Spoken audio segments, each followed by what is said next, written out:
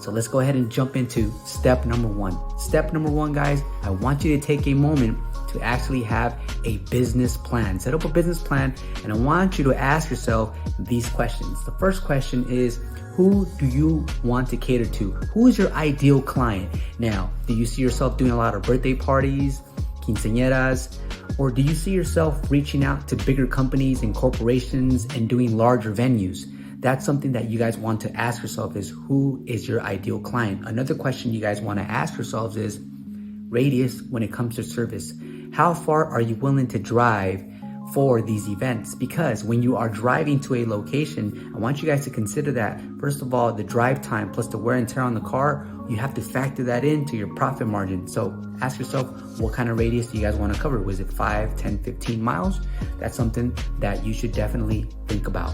Another question to ask yourselves when you're making this business plan is, will you be starting by yourself, or are you gonna have employees? Maybe you have an assistant already with you. Maybe it's your spouse, maybe it's your special someone. So that's pretty cool. If you're all by yourself, that's exactly how I got started. I did it all by myself. I was going to the first events by myself, although I recommend always taking a person with you for the very first event, just in case something goes wrong. 2 heads are better than 1. Another question that I want you guys to ask yourselves is this.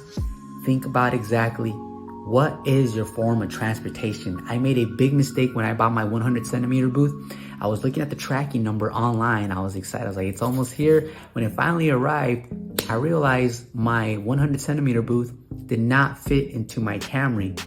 That sucked big time because I had to rent a van every single weekend, had an event.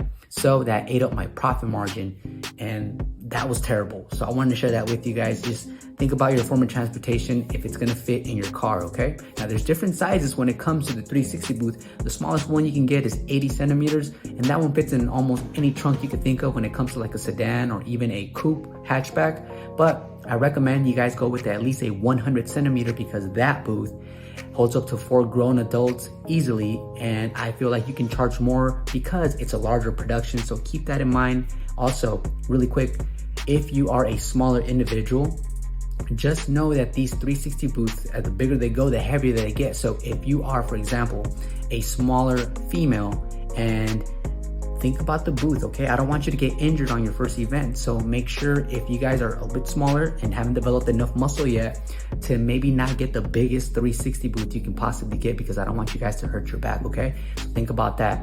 Another thing, guys, as you're launching your business, do you want to be set up as an LLC, or are you going to just rock it out for the first year as a sole proprietor, individual? Now, if you set up as an LLC here in California, the registration fee to register your business with the state is $800.